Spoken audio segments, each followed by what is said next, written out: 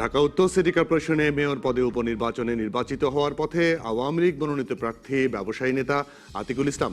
এবার ঢাকা উত্তর সিটির নতুন 18টি ওয়ার্ডের সাধারণ নির্বাচন, 2টি ওয়ার্ডে উপনির্বাচন এবং ঢাকা দক্ষিণ সিটির নতুন 18টি ওয়ার্ডের সাধারণ নির্বাচনে মোট 50% ভোট পড়েছে বলে নির্বাচন কমিশন অনুমান করলেও রিটার্নিং কর্মকর্তা বলছেন 30%-এর কিছু বেশি। অবশ্য এ হার বাস্তবে 20%-এর বেশি হবে না বলেই মন্তব্য গণমাধ্যম কর্মীদের। এই নির্বাচনে বেশিরভাগ রাজনৈতিক দল, বিশেষ করে বিএনপি অংশ না নেওয়ায় ভোট ঘিরে শুরু থেকেই সাধারণ মানুষের মধ্যে তেমন কোনো আগ্রহ দেখা যায়নি। তাই বৃহস্পতিবার ভোট কেন্দ্রে ভোটার উপস্থিতি কম থাকলেও এর দায় প্রার্থী ও রাজনৈতিক দলগুলোর উল্লেখ করে নির্বাচন কমিশন বলছে ঢাকার 2 সিটি কর্পোরেশন নির্বাচন শান্তিপূর্ণভাবে হয়েছে। নির্বাচন বর্জন করা বিএনপির পক্ষ থেকে বলা হচ্ছে, ঢাকা উত্তর সিটি কর্পোরেশনের মেয়র কে হবেন তা ভোটের আগের রাতে নির্ধারিত হয়ে আছে। এছাড়া বিএনপি নেতাদের দাবি, আওয়ামী লীগ নেতৃত্বাধীন বর্তমান সরকার গণতন্ত্রের উত্তাপ, গণতন্ত্রের প্রতিযোগিতাকে হত্যা করেছে বলেই তারা এবার সিটি কর্পোরেশনের এই নির্বাচনে অংশ নেয়নি। আজ বৃহস্পতিবার রাজকাহনের ফোন লাইন খোলা আছে, আর প্রতিদিনের মতো ফেসবুক এবং ইউটিউবে তা থাকছেই।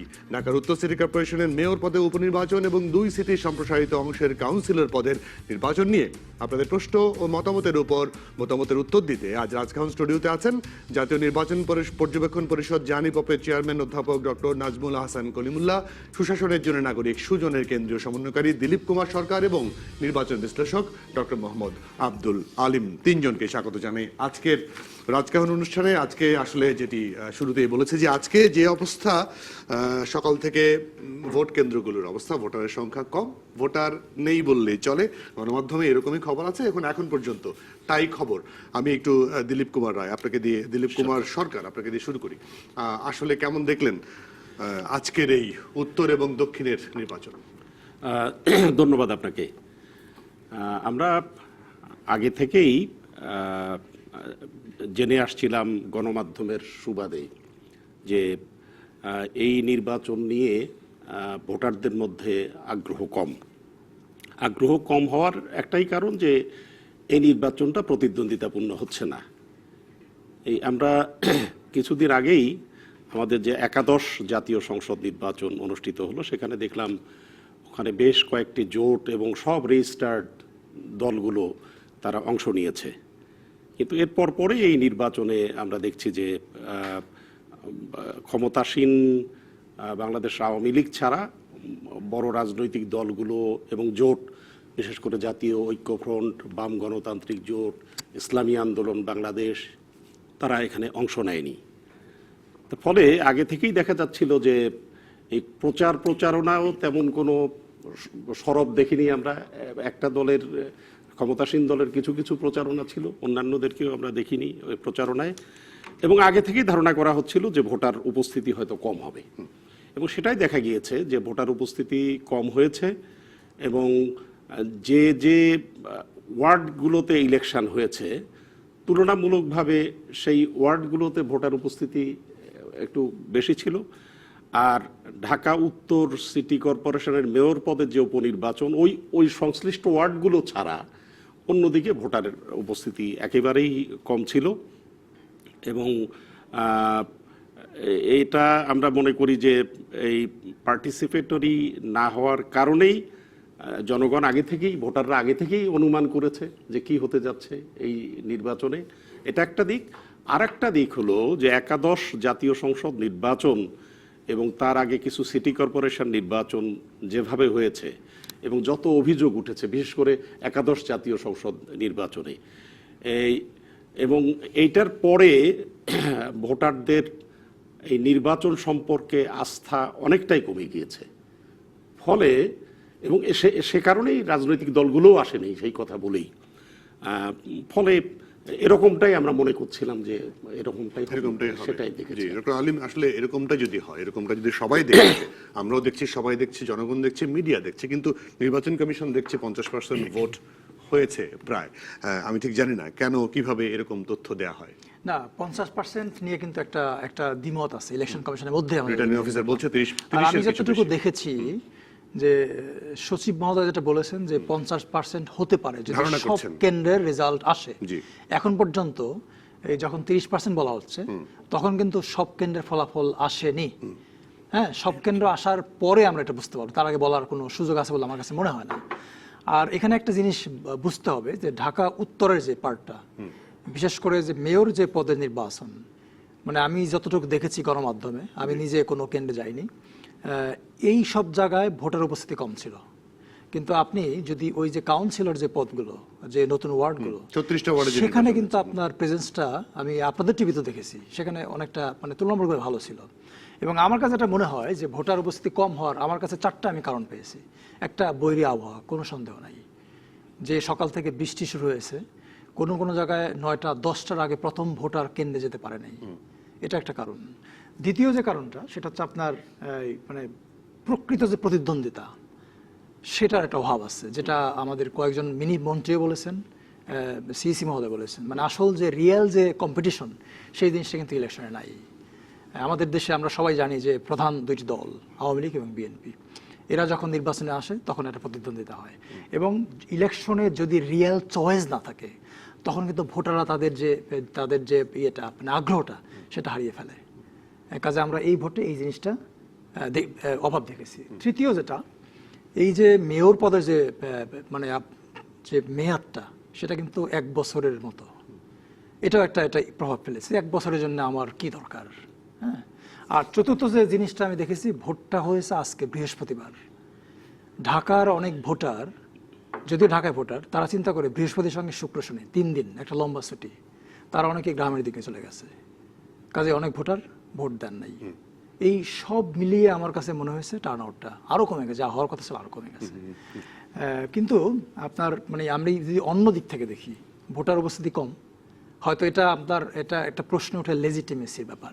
যখন ইলেকশনে ভোটার কম থাকে, তখন যে প্রশ্নটা দাঁড়ায় লেজিটিমেসি, কিন্তু এটা কিন্তু আইনগতভাবে আপনি বলতে পারবেন না যে এটা ইলিগ্যাল বা অবৈধ বা এটা ওই রকম হয়েছে, আপনি কোনোভাবে এটা বলতে পারবেন না, এটা বলার কোনো সুযোগ নেই। কারণ আমাদের যে ইলেকট্রাল সিস্টেম, আমরা এটাকে বলি ফার্স্ট পাস্ট দ্য পোস্ট, এটা ভালো বাংলা আমি জানি না, এটা বাংলা করাও যায় না আসলে। এটার মানে হচ্ছে যে আপনি এই মানে যে প্রার্থী বা যে দল বেশি ভোট পাবে, সেটা যত পার্সেন্ট, 10% হোক, ডাজন্ট ম্যাটার, পেলে উনি জয় বলে তাকে ঘোষণা করা হবে। এটা আমরা উত্তরাধিকার সূত্রে ব্রিটিশ শাসন থেকে আমরা পেয়েছি, এবং ওদের দেশেও এই ইলেকশন সিস্টেমে ওরা ব্যবহার করে, এখনো প্রচলিত আছে।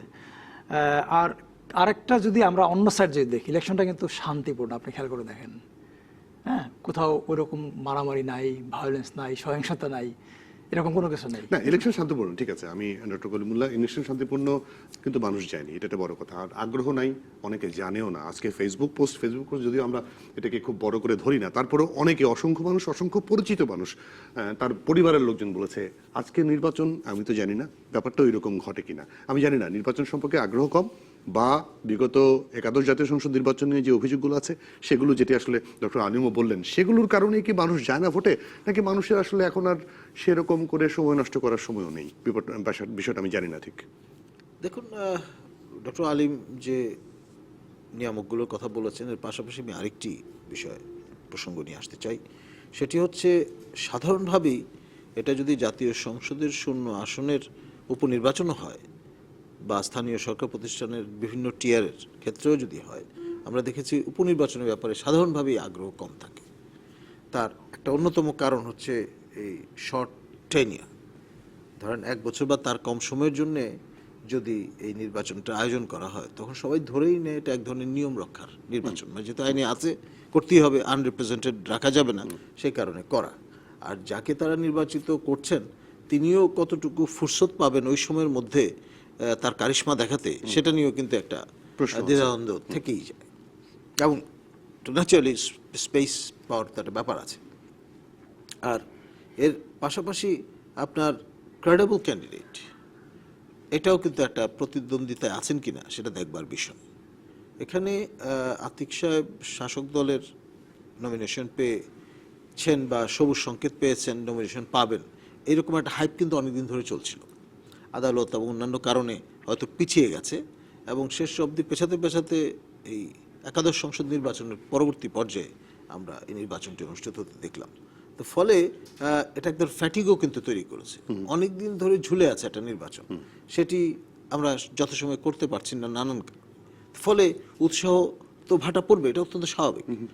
আর এমন বৈরী আবহাওয়া ছিল আমি নিজেও কিন্তু আজকে ভিজে গেছে। আপনি গাড়ি দিয়ে গেলেন হয়তো কেন্দ্রে, নামতে তো হবে। নামতে হবে এবং পার হয়ে যেতে হবে কাদা মারিয়ে, জল জমে গেছে এখন, মানে খুব স্বস্তিদায়ক বিষয় নয় বিষয়টা। আর যিনি ভোটার তিনি তো ভলেন্টারিলি আসছেন। আমি না হয় ধরেন আমার একটা প্যাশনের জায়গা থেকে আমি পর্যবেক্ষণ করি, সে কারণে গেছি, ঝড় জল যাই হোক আমি যাব, কিন্তু তার তো বিষয়টা এরকম না। তো তিনি তার চেয়ে বরং ওই বাড়িতে বসে খিচুড়ি যদি খান ছুটির দিন, আপনার টেলিভিশনে প্রত্যক্ষ করেন কি হচ্ছে না হচ্ছে, ফুটেজ তো আপনারা দিচ্ছেনই, সেটা দিয়ে তিনি তার মনে রাশ মেটাতে পারেন যদি কোনো কৌতূহল থাকে। এরকমের বিষয়ও কিন্তু অনেকাংশে কাজ করেছে। আর আরেকটা হচ্ছে ওই বিষয়টাও লং টার্মে আমাদের দেখা দরকার। ক্রমে কিন্তু জীবনযাত্রার মান বাড়ছে, মানুষ এক ধরনের অ্যালিনিয়েশনের মধ্যে, এই বাবলের মধ্যে প্রবেশ করছে, এবং আপনার আধুনিক মনস্ক যত হবে তত বেশি পরিমাণে উৎসব মুখরভাবে অংশগ্রহণ করার প্রবণতা কিন্তু কমবে। এর সঙ্গে একটা ভিন্ন রকমের দোতনা কিন্তু আছে। আপনার এই যে গ্রামীণ একটা পরিবেশ, তারপরে community feeling, sense of belongingness ইত্যাদি ইত্যাদি, এগুলো কিন্তু একজন আধুনিক মানুষের অনেক কম ওই বোধগুলো। তিনি তার মতো করে একটা স্পেস কার্ভ আউট করে নেন এবং তার নিজেকে নিয়ে ব্যস্ত থাকতে ভালোবাসেন। এবং সে কারণে ওয়েস্টার্ন ওয়ার্ল্ডেও আমরা দেখি ভোটার টার্ন আউট কিন্তু কম থাকে, এবং কোথাও কোথাও আইন করে বাধ্যতামূলক করে দেওয়া হচ্ছে ভোট না দিলে বা টার্ন আপ না করলে আপনার জরিমানা হবে ইত্যাদি, দণ্ড হবে। তো এই পর্যায়ে কেন গেছে? কারণ এই অনুশীলনের কারণেই আমরা ক্রমে অ্যাসপায়ার করছি, চেষ্টা করছি আপনার উন্নত বাংলাদেশ হবার, উন্নয়নশীল হয়েছে, এটা গ্র্যাজুয়েশন ফেজের মধ্যে দিয়ে আছে। ন্যাচারালি আমি আশা করতে পারবো না যে ঔপনিবেশিক আমলে যে কায়দায় আমরা ভোট দিয়েছি বা আপনার 70 দশকে যে কায়দায় ভোট দিয়েছি সেটা এখন একই রকম ভাবে বিদ্যমান থাকবে। অবশ্যই আমরা একটু আলোচনায় করতে চাই যে আজকে প্রধান নির্বাচন কমিশনার বলেছেন যে নির্বাচন প্রতিদ্বন্দ্বিতাপূর্ণ বা প্রতিযোগিতামূলক হবে তারা চান, কিন্তু সব দলকে নির্বাচনে আনার দায়িত্বটা তাদের নয়। নির্বাচনে যদি নির্বাচনের প্রার্থীরা বা নির্বাচনের দলগুলো তাদের ভোটারদেরকে ভোট কেন্দ্রে নিয়ে আসার দায়িত্ব তাদের, কারণ সেই দায়িত্বটা আসলে কে নেবে? নির্বাচন কমিশন? তাহলে কি এরকম যে প্রশ্নটা, যে নির্বাচন কমিশন এমন কোনো পরিস্থিতি তৈরি করতে পারেনি বা প্রশ্নের ঊর্ধ্বে আসতে পারেনি যে মানুষ উৎসব মুখরতার মাধ্যমে তাদের ভোটে অংশগ্রহণ করতে পারবে? এই জায়গাটা কি না? আমি দিলীপ কুমার সরকার, আমি আপনার কাছ থেকে একটু শুনি। প্রথমত নির্বাচন চিফ ইলেকশন কমিশনার যেটা বলেছেন আপাত দৃষ্টিতে এটা মনে হয় যে না, উনি ঠিকই বলেছেন। কিন্তু আমরা এই ইলেকশনটা পার্টিসিপেটরি হলো না কেন, এই কারণ যদি অনুসন্ধান করতে যাই তবে দেখা যাবে যে একাদশ জাতীয় সংসদ নির্বাচন একটা বড় কারণ। একাদশ জাতীয় সংসদ নির্বাচনে যত ধরনের অভিযোগ উঠেছে এবং এই অভিযোগগুলো তুলেই এই রাজনৈতিক জোটগুলো, দলগুলো তারা নতুন দাবি হাজির করেছে। যেমন জাতীয় ঐক্যফ্রন্ট, বাম গণতান্ত্রিক জোট, তারা তো গণশুনানি করেছে, সেখান থেকে দাবি উঠেছে যে আবারও নির্বাচন, এটা নিরপেক্ষ সরকারের অধীনে নির্বাচন, এই দাবিগুলো তারা তুলেছে। এখন প্রশ্ন হলো যে এই যে একাদশ জাতীয় সংসদ নির্বাচন এমনটা হলো, তো এটার দায়টা কে নিবে?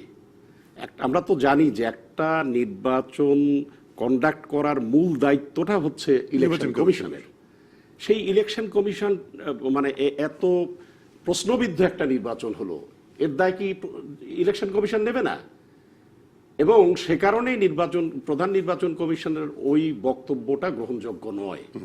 কেননা প্রশ্নবিদ্ধ একাদশ জাতীয় সংসদ নির্বাচনের দায় তাদেরও আছে, এবং নির্বাচনটা এরকম হওয়ার কারণেই, এই প্রশ্নবিদ্ধ নির্বাচন হওয়ার কারণেই বর্তমান পরিস্থিতিতে রাজনৈতিক দলগুলোকে এই রকম একটা ডিসিশন নিতে তাদেরকে উদ্বুদ্ধ করেছে যে এই নির্বাচনে গিয়ে কোনো লাভ নেই। জি, আমরা আসবো একটা ডক্টর আব্দুল আলিম, আপনার কাছ থেকে আসলে বিরতিতে পরে এসে জানতে চাইবো যে এই যে নির্বাচনে অংশগ্রহণমূলক বলা হচ্ছে, শুধুমাত্র একটি দুটি দল বা বড় দল যদি বলি, একটি বড় দল জাতীয় পার্টি ছিল, আরো দুটি প্রার্থী ছিল এবং দুজন স্বতন্ত্র প্রার্থীও ছিল, তাহলে অংশগ্রহণমূলক একদমই তো আমরা বলতে পারি না। কিন্তু তারপরেও মানুষ কেন আগ্রহ প্রকাশ করেনি? আসবো আপনার কাছে একটা বিরতির পরে। দর্শক আমাদের সঙ্গে থাকবেন। আবার স্বাগত রাজকাহনে। ডক্টর আব্দুল আলিম, আমি যেটা আসলে বিরতি যাওয়ার আগে প্রশ্ন করেছিলাম, একটু যদি উত্তরটা পেতেন তাহলে আমি পরে। আমি যেটা বলছি, আমি কিন্তু ঢালাভাবে বলতে রাজি নই যে এটা পার্টিসিপেটরি হয় নাই। আমি এই মতের সঙ্গে দ্বিমত পোষণ করছি। কারণ এখানে মোট 5 জন প্রার্থী ছিল মেয়র পদের জন্য, এবং একজন আওয়ামী লীগের প্রার্থীর সঙ্গে জাতীয় পার্টির প্রার্থী। জাতীয় পার্টি কিন্তু এখন সংসদে প্রধান বিরোধী দল, এবং বেশ পরিচিত প্রার্থী। হ্যাঁ বেশ পরিচিত একজন প্রার্থী। কাজে আমি কোনোভাবেই বলতে রাজি নই যেটা পার্টিসিপেটরি হয় না। আমি যেটা বলছি আগে বলেছি, এটা হয়তো ওই অর্থে প্রতিদ্বন্দ্বিতামূলক হয় নাই, আমার টার্মটা হচ্ছে এটা। আর ভোটারদের মধ্যে উৎসাহ আসলে আমরা জাগাতে পারিনি। এটার অনেকগুলো কারণ আছে। আমি মানে প্রধানত দায়ী করবো দলগুলোকে। এই কারণে করব যে আমাদের দেশের যে নির্বাচনী আবহ, এটা কিন্তু একটা উৎসব। যে প্রচারণা কালটা হয়, অর্থাৎ যেদিন থেকে ক্যাম্পেইন শুরু হয়, প্রচারণা শুরু হয়, তখন থেকে একটা উৎসবে পরিণত হয়। কিন্তু আমরা এবার যেটা দেখলাম, প্রচারণাটা অভাব ছিল, সব দল ওইভাবে মাঠে নামে নাই। আপনি যদি খেয়াল করেন, প্রত্যেকটা ওয়ার্ডে একজন প্রার্থী একটা করে ক্যাম্প করতে পারে as per code of conduct, কিন্তু আমি আমার এলাকাতে ঘুরে দেখেছি প্রার্থীদের কোনো ক্যাম্প নাই। একজন প্রার্থী ছাড়া হ্যাঁ, কোনো ক্যাম্প নাই, কোনো মাইকিং নাই, শুধু ওই মেন রাস্তা দিয়ে মাঝে মাঝে হয়তো একটা গাড়ি নিয়ে কিছু বিকালবেলার দিকে আমরা দেখতে গেছি গাড়ি নিয়ে প্রচারণা করা হচ্ছে। কিন্তু যেভাবে বাংলাদেশে প্রচারণা হয় সে অর্থে কোনো প্রচারণা হয় নাই। আর আরেকটা জিনিস হচ্ছে, আমাদের কিন্তু একটা কালচার আছে, এই যে ভোটার যে স্লিপ দেওয়া হয় ইলেকশনের আগের দিন বা তার আগের দিন রাতের বেলায়, প্রত্যেক বাড়িতে ভোটাররা, প্রার্থীরা ভোটারদের একটা করে ভোটার স্লিপ দিয়ে আসে যে তার কোন কেন্দ্রে, তার সিরিয়াল নাম্বার কত, কোন কেন্দ্রে উনি ভোট দেবেন। এই জিনিসটা আমরা ইদানিং দেখতে পাচ্ছি না। এবং আমি তো ঢাকা উত্তরে বসবাস করি, আমার বাসায় বা আমি আশেপাশে জিজ্ঞাসা করলাম, কেউ কোনো স্লিপ পায় নাই। তার মানে কি, এটা দিয়েও কিন্তু ভোটারদের মধ্যে উৎসাহটা কমে গেছে অনেকটা। আর তৃতীয় আরেকটা জিনিস আমার কাছে মনে হয়, যানবাহন। আপনি ধরেন যে একজন মানুষ যিনি হয়তো থাকেন উত্তরায়, উনি হয়তো ভোটার ধানমন্ডির কোনো কারণে, হ্যাঁ, উনি উত্তরা থেকে ধানমন্ডিতে কিভাবে আসবেন, যানবাহন নাই। কাজে এই যে জিনিসগুলো, এগুলোর কারণে আমার কাছে মনে হয় আমরা ভোটারদের কাছে রিচ করতে পারিনি। আর ইলেকশন কমিশনের যে দায়িত্ব এইসব ক্ষেত্রে নাই তা কিন্তু না। কমিশনের একটা দায়িত্ব আছে ভোটার এবং নাগরিক শিক্ষা, এটা কিন্তু তাদের দায়িত্ব। ভোটারদেরকে উদ্বুদ্ধ করা, ইলেকশনের বিষয়ে উদ্বুদ্ধ করা, এটা তাদের দায়িত্বের মধ্যে পড়ে। এবং ইলেকশন কমিশন একটা উইংও আছে এই কাজগুলো করার জন্য। কাজে এখানে একটা দায়িত্ব তাদের আছে। আর ওই যে আমাদের প্রফেসর কলিমুল্লাহ যেটা বলেছেন, আসলে উপনির্বাচন যতগুলো হয় যা বাংলাদেশে, প্রায় সব উপনির্বাচনেই টার্ন আউট কিন্তু যদি 40% হয়, তাহলে কিন্তু এটা মোটামুটি গ্রহণযোগ্য। কাজে আমি যদি ওইভাবে দেখি আমরা, তাহলে কিন্তু এটা ওই অর্থে এই টার্ন আউটটা ঠিক আছে। আচ্ছা, ওকে, আমাদের কিন্তু দর্শক আছে, আমরা একটু প্রশ্নটা নেব। দর্শক, আপনার পরিচয় দিয়ে প্রশ্ন করবেন। আমার নাম হচ্ছে আল মামুন খান, আমি মানিকনগর থেকে। জি, আমি বলতে চাচ্ছিলাম যে এখানে অনেক আলোচনা হচ্ছে, তার মধ্যে আমার একটা ব্যাপার হচ্ছে যে এই যে আজকে বৃষ্টি, খারাপ আবহাওয়া, অথবা নির্বাচনে মেয়র হচ্ছে 1 বছরের জন্য, এরকম বিভিন্ন কারণ বলছেন ওনারা। কিন্তু এর আগে তো অনেক নির্বাচন হয়েছে যেখানে বৃষ্টি, কাদা, ঝড়, ঝাপটা উপেক্ষা করে মানুষ বাঁধ ভাঙা উল্লাস নির্বাচনে অ্যাটেন্ড করেছে। কিন্তু এইটাই করলো না কেন? আর হচ্ছে মেয়র তো একদিনের জন্য হলেও সে মেয়র, একটা নতুন লোক যদি মেয়র হয় সে তো একদিনের জন্য হলেও তো সে মেয়র, সারা জীবনের একটা অ্যাচিভমেন্ট। তাহলে কেন এই নির্বাচনটা এরকম হলো? কাইন্ডলি একটু আলোচনা। জি, আপনাকে ধন্যবাদ। আমি একটু অধ্যাপক কলিমুল্লাহ আপনার কাছে শুনবো, আসলে যিনি প্রশ্নকর্তা বললেন, আসলে এত ঝড় বৃষ্টির পরেও কিন্তু নির্বাচন উৎসবমুখর হয়েছে, এরকম ইতিহাস আছে, তাহলে হলো না কেন? এখন ধরুন combination of all this factors, এটা আমাদের কিন্তু ভুলে গেলে চলবে না। আর ওটা মনে রাখতে হবে, জীবনের দুটি মুহূর্ত কখনোই এক নয়। আমরা ক্রমাগত ভিন্ন ভিন্ন নতুন অভিজ্ঞতার মধ্য দিয়ে অগ্রসর হচ্ছি। প্রজন্ম থেকে প্রজন্মে বিহেভিয়ারে পার্থক্য ঘটে সকল ক্ষেত্রে। ভোটিং বিহেভিয়ার তার বাইরে ব্যতিক্রমী কোনো বিষয় নয়। আর যেই স্পন্দন, যেই দোতনা, যেই অনুভব আগের প্রজন্মের ছিল, বর্তমান প্রজন্মের নাও থাকতে পারে। আর আমি তো আগেও ইঙ্গিত করেছি আপনাকে আমার বিশ্লেষণে যে যারা সেলফ সেন্টার্ড হয়ে যাচ্ছে, কসমোপলিটন হয়ে যাচ্ছে, তাদের ওয়ার্ল্ড ভিউ ডিফারেন্ট। সে চিন্তা করে দেখবে যে আমার ঘরে বসে রিল্যাক্সড মুডে খিচুড়ি খাওয়া বেহেতের, না আমি গিয়ে আমার নাগরিক দায়িত্ব কর্তব্য পালন করব। এটা যদি 5 বছর মেয়াদের জন্য হয়, আমার জন্য হিসাব একরকম, 1 বছর মেয়াদের জন্য হলে হিসাবটা আরেক রকম। আর এখানে কম্পালশনটা কি, সেটাও কিন্তু দেখতে হবে। আপনার ধরেই নেওয়া হয় এত স্বল্প মেয়াদের সময়ে দায়িত্ব নিয়ে একজন ব্যক্তি হিসেবে কী বা করতে পারেন, তার যত রকমের ঐন্দ্রজালিক ক্ষমতাই থাকুক না কেন, ওই সময়ের পরিসরে তিনি তো আটকা। সবাই তো একটা রেশনাল থিঙ্কিং ফ্রেমওয়ার্কের মধ্য দিয়ে মোডে চলে, এক ধরনের জাস্টিফিকেশন ব্যবহার করে। আবেগতাড়িত হয়ে আপনার এখানে ইররেশনালি মুভ করার কোনো খুব একটা সুযোগ নেই। আর ওই সময় চলে গেছে যে আপনার রাস্তায় ডুগডুগি বাজিয়ে বানর নাচ দেখালে প্রচুর লোক জমে যাবে, সবাই কিন্তু ব্যস্ত জীবন সংগ্রামের অত র্যাট রেসে। আছে ব্যাপৃত। দিলীপ কুমার সরকার, আমাদের একজন দর্শকের একটা প্রশ্ন ইউটিউবে আছে, সেটি মোহাম্মদ সায়েম আহমেদ, তিনি বলেছেন, আমার কথা হলো যদি এভাবে নির্বাচন হয় তাহলে এত টাকা পয়সা খরচ করা হয় কেন, আর এই নির্বাচনের ব্যয় ভার কে নেবে? না, প্রথমত আমাদের তো কিছু আইন আছে, তো এটা তো একটা বাধ্যবাধকতাই, যে যেখানে মেয়র উনি মারা গিয়েছেন এবং পরবর্তীতে নবগঠিত কিছু ওয়ার্ড এটার সাথে যুক্ত হয়েছে। ওয়ার্ডের বিষয়টা হয়তো আমরা ইয়ে করতে পারতাম যে পরবর্তীতে পরের টার্মে হয়তো হতে পারতো, কিন্তু মেয়র পদের ওই নির্বাচনটা তো আইনি বাধ্যবাধকতা আছে, যেটা আমাদের ওই সব প্রস্তুতি সম্পন্ন না করেই এর আগে তফসিল ঘোষণার কারণে যে নির্বাচনটা আগে থেকেই ধারণা করা যাচ্ছিল যে কোর্টে গেলেই নির্বাচনটা আটকে যাবে, এবং সেটা গিয়েছিল, তা সে কারণে সেরকম একটা বাধ্যবাধকতা তো আছেই। আর আমি এই আপনার ওই প্রশ্নের প্রেক্ষিতে একটা, যেমন এই নির্বাচনে আমরা দেখছি যে আপনি যেটা বলছিলেন যে ফেসবুকে অনেকে স্ট্যাটাস দিয়েছে যে আজকে ভোট আমি তো জানি না, এরকম। তা সেক্ষেত্রে ইলেকশন কমিশন কিন্তু একটা কাজ করতেই পারতো। আমরা যেটা জানি যে নির্বাচনী আইনে প্রার্থীদের তথ্য দেওয়ার যে বাধ্যবাধকতা যেটা আছে, এই তথ্যগুলো কিন্তু প্রচারের কথাও বলা আছে ইলেকশন কমিশনের, যে তারা এই প্রার্থীদের তথ্যগুলো একত্রিত করে ভোটারদের মধ্যে প্রচার করবে, বিতরণ করবে। এই উদ্যোগটাও যদি নির্বাচন কমিশন নিত, তবে অন্তত সারা শহরের যদি এরকম এগুলো তথ্যগুলো বিতরণ করা হতো, তবে মানুষ কিন্তু জানতে পারতো যে হ্যাঁ একটা নির্বাচন হচ্ছে, অন্তত এত অজানা থাকতো না। তো সেই দায়িত্বটা তারা ইয়ে করতে পারতো। আর এখানে জাতীয় পার্টি নির্বাচনে অংশ নিচ্ছে, জাতীয় পার্টি ঢাকা অঞ্চলে কিন্তু অত পপুলার ওইরকম না। আর তাছাড়া জাতীয় পার্টিকে সরি, যে মানুষ কিভাবে দেখে, প্রকৃত অর্থেই তারা পার্লামেন্টে বিরোধী দল, কিন্তু এর আগে আমরা দেখেছি যে তারা সরকারেও ছিল, বিরোধী দলেও ছিল। তো এবারেও তারা এরকমটাই চেয়েছিল যে সরকারি দলে বিরোধী দলে থাকবে, কিন্তু পরবর্তীতে সরকারি দলের, ক্ষমতাসীন দলের তাদের পরামর্শেই তারা বিরোধী দলের ভূমিকায় গিয়েছে। এটা তো সচেতন মানুষরা জানে। তো ফলে এই জাতীয় পার্টিকে, অর্থাৎ এখানে বাংলাদেশ জাতীয়তাবাদী দলকে যেভাবে বিরোধী দল মনে করা হয়, জাতীয় পার্টিকে কিন্তু ওই অর্থে অতটা বিরোধী দল মনে করা হয় না। সে কারণেই এই জাতীয় পার্টি এটা মানে মূল প্রতিদ্বন্দ্বী হিসাবে ওইভাবে আবির্ভূত হতে পারেনি এখানে। বুঝতে পেরেছি। আমাদের একজন দর্শক আছে, প্রশ্ন করবেন। দর্শক, আপনার পরিচয় দিয়ে প্রশ্ন করুন। জি, আমার নাম মোহাম্মদ জাবের আহমেদ, কুমিল্লা থেকে বলছি। জি, আমার প্রশ্নটা হচ্ছে বৈরী আবহাওয়া, জনাব কলিমুল্লাহ স্যারের কাছে আমার প্রশ্নটা হচ্ছে বৈরী আবহাওয়া বা উপনির্বাচন ইত্যাদি কারণে ভোটার সংখ্যা কম না, গত 10 বছর ধরে আমাদের যে নির্বাচনের ধারাবাহিকতা নষ্ট হয়ে গেছে, সিস্টেম হয়ে আসছে, ওইটার জন্য ভোটাররা অনীহা প্রকাশ করতেছে। উনি তো নির্বাচনের সাথে ওতপ্রোতভাবে জড়িত এবং উনি এগুলো পর্যবেক্ষণ করেন।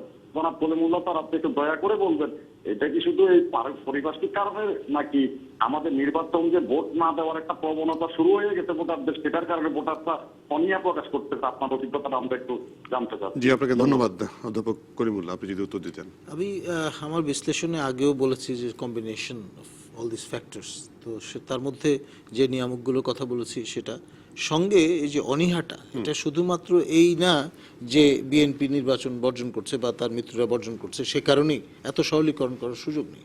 সমাজটা কিন্তু পাল্টে যাচ্ছে এবং মানুষ বেশি বেশি ব্যস্ত হয়ে পড়ছে, তার প্রায়োরিটি বদলে যাচ্ছে।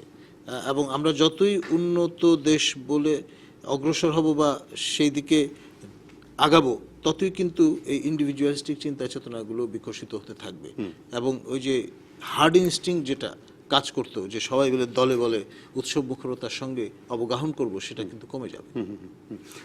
ডক্টর আলিম, আমি আসলে অন্য একটা প্রসঙ্গ, যদি এরকম যদি মানুষের আগ্রহ কমে যায়, নানা কারণে হোক, যে কোনো কারণে হোক, এবং অধ্যাপক কলিমুল্লাহর কথা যদি বলে যে নানা পারিপার্শ্বিকতার কারণে তারা এখন ভোট কেন্দ্রে গিয়ে ভোট দেওয়াটা খুব একটা উপভোগ করে না, তাহলে আমরা অন্য কোনো বিকল্প জায়গায় কি যেতে পারি? অন্য কোনো বিকল্প ভাবার সুযোগ আছে?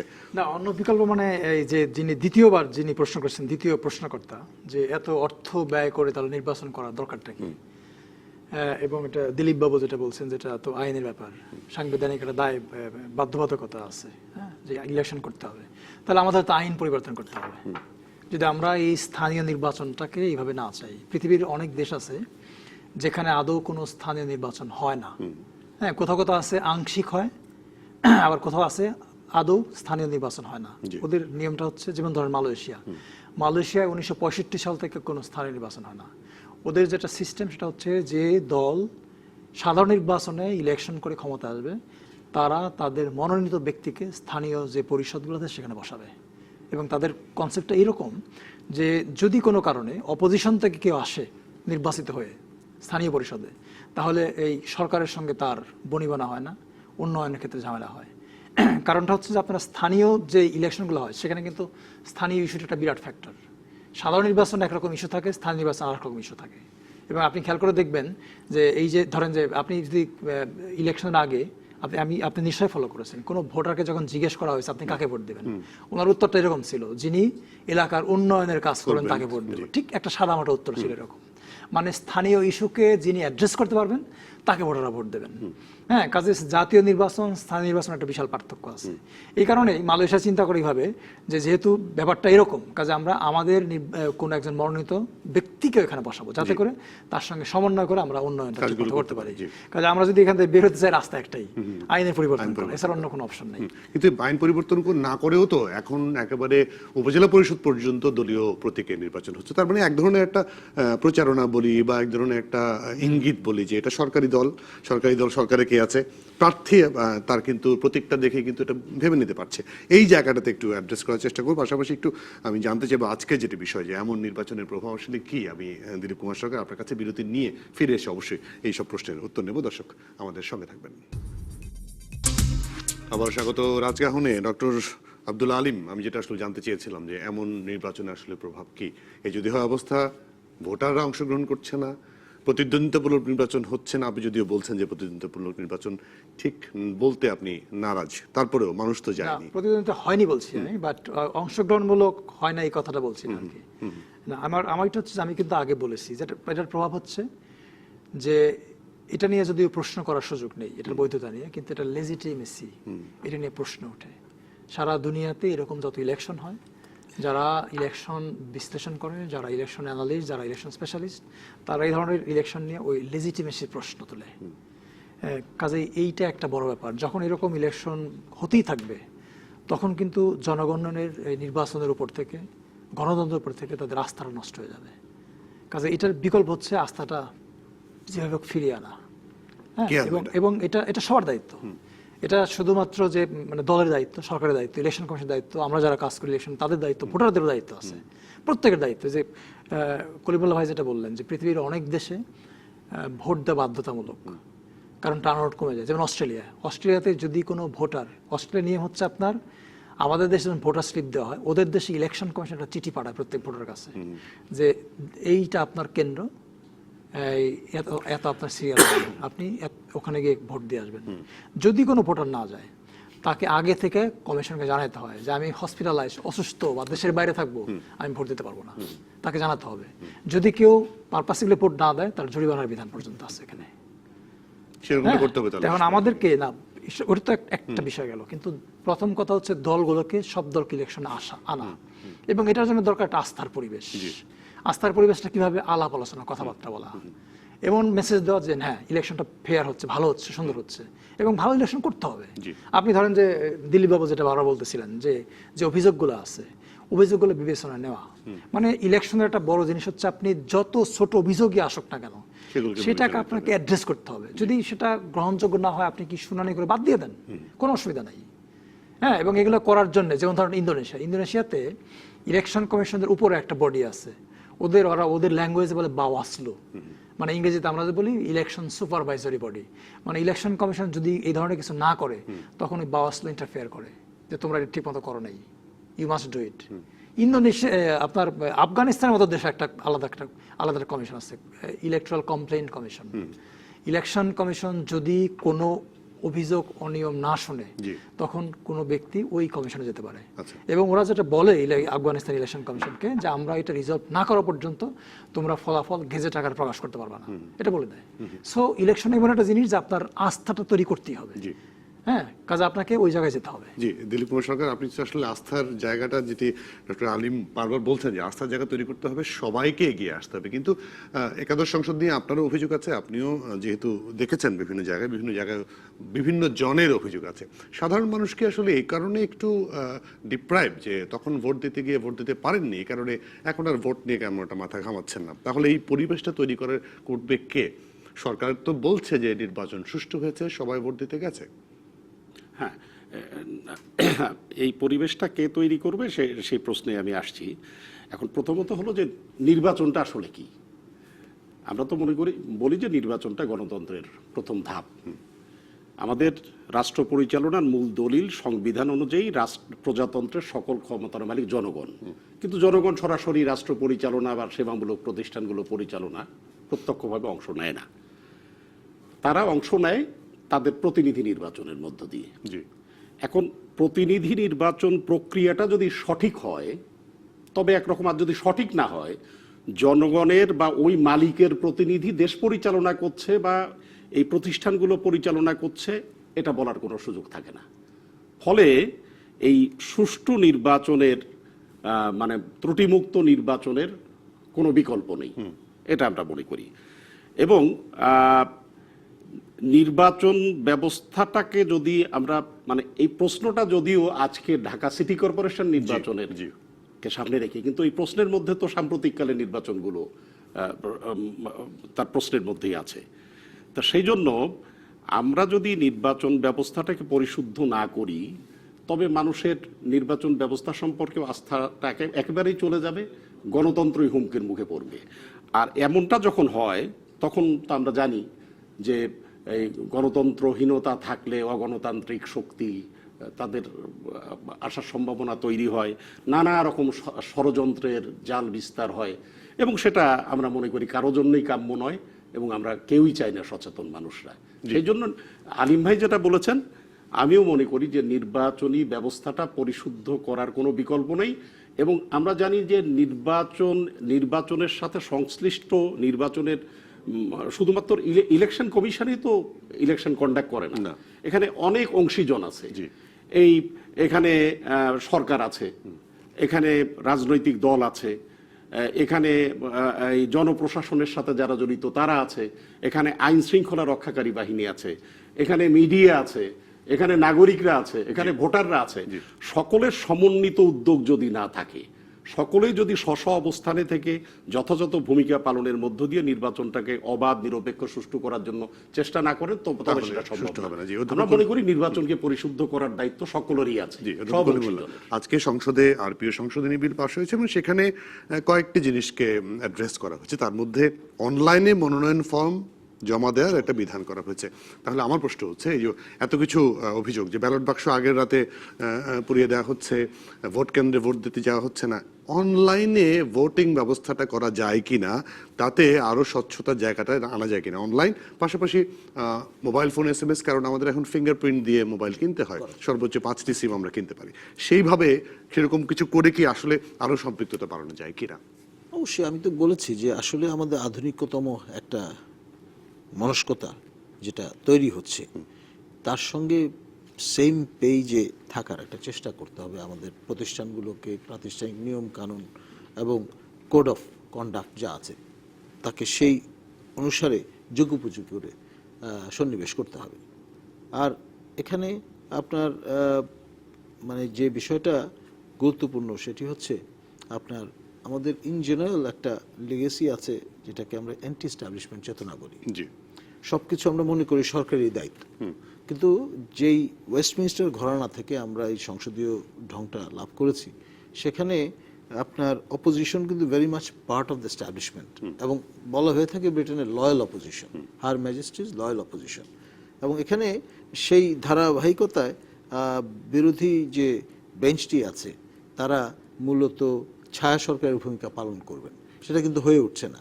বরং অ্যাটিটিউডটা এমন অনেক ক্ষেত্রে, উইথ ডিউ রেসপেক্ট, যে নিজের নাক কেটে পরের যাত্রা ভঙ্গ করার মতো একটা মানসিকতা নিয়ে কাজটা চলছে। তো ফলে এই যে আত্মহননের একটা রাস্তা খুঁজে বা বের করে নেওয়া হয়েছে, তা আসলে সেলফ ডিফিটিং, শুধুমাত্র বিরোধী শিবিরের জন্য নয়, সামগ্রিকভাবে ফর দ্য হোল এস্টাবলিশমেন্ট। এই জায়গাটায় রেসপন্সিভ এবং রেসপন্সিবল ভূমিকাটি, সম্বিতটি ফিরিয়ে আনা যায় কিনা সেই ব্যাপারে সবার সম্মিলিত প্রচেষ্টা রাখতে হবে। ডক্টর আলিম, আসলে আপনি যদি একটু যুক্ত করতেন যে আমি অনলাইন ভোটিংটা মানে সবচেয়ে বড় যে রিস্ক সেটা হচ্ছে সিকিউরিটি, সবচেয়ে বড় রিস্ক, সবচেয়ে বড় ভাবনার বিষয়। সারা দুনিয়াতে যে সমস্ত দেশ অনলাইন ভোটিং ব্যবহার করেছে, যেমন ধরেন নেদারল্যান্ড, আমি বিরতির সময় বলতেছিলাম আপনাকে, নেদারল্যান্ড 20 বছর এটা ইউজ করার পরে বন্ধ করে দিয়েছে। ফ্রান্সে অনেক বছর ধরে এটা চলার পরে তারা বন্ধ করে সর্বশেষ যে ইলেকশন হয়ে গেছে সেখানে তারা পেপার ব্যালট ইভেন ইভিএম নিয়ে কথা উঠেছে। ইভিএম তো আজকে আরপিও সংশোধনীতে যুক্ত করা হয়েছে, কিন্তু ভারতে এটি নিয়ে ব্যাপক ধরনের অভিযোগ না, উঠেছে। অভিযোগ আছে, কিন্তু ইভিএম এটা ব্যবহার করতে গেলে আসলে যেটা করতে হয়, যারা সাকসেসফুলি ইউজ করছে এটা, ধরেন ব্রাজিল, ফিলিপাইন। ব্রাজিলে যখন ইভিএম ব্যবহার করার প্রশ্ন উঠলো, তখন থেকে এটা পুরো দেশে চালু করতে তারা 30 বছর সময় নিয়েছে। মানে এত স্লোলি তারা গিয়েছে। তারা ভেবেছে এরকম যে আমাদের এই যে মেশিনটা, এটার উপর প্রত্যেক স্টেক হোল্ডার আস্থা নিয়ে আসতে হবে, যাতে এরা প্রত্যেকেই এটাকে ভালো বলে বিবেচনায় নেয়, এবং এই মেশিনটা হতে হবে অডিট করার মতো, অডিটেবল, সেখানে রিকাউন্টের ব্যবস্থা থাকতে হবে, এই ইলেকশনের প্রত্যেকটা স্টেপস মাস্ট বি অডিটেবল, এরকম একটা মেকানিজম থাকতে হবে, প্রত্যেকটা পার্টির আস্থা নিয়ে আসতে হবে। তারপর যদি সিকিউরিটি কনফার্ম করা যায়, তাহলে মনে হয় এই সুযোগগুলো, অনলাইন সুযোগগুলো করলে কিন্তু মানুষকে আরো একটু সম্পৃক্ত করা যায় বলেই মনে হয়। তাহলে ওই যে ভোট কেন্দ্র খালি, হ্যাঁ, এখনকার যে মেশিনটা বাংলাদেশের, এটা কিন্তু অনেক খুব হাই প্রোফাইল একটা মেশিন, হ্যাঁ, এবং এটা যদি প্রপারলি ইউজ করা যায়, আমার কাছে মনে হয় একটা ভালো সিস্টেম হবে, এটা ভালো ব্যবস্থা হবে। ডক্টর আলিম, আপনাকে ধন্যবাদ। দিলীপ কুমার সরকার, আপনাকে ধন্যবাদ। মধ্যম কলিমুল, আপনাকে ধন্যবাদ আজকে আমাদেরকে সময় দেওয়ার জন্য। দর্শক, আপনাদেরকে ধন্যবাদ, আপনারা যারা এতক্ষণ আমাদের সঙ্গে ছিলেন।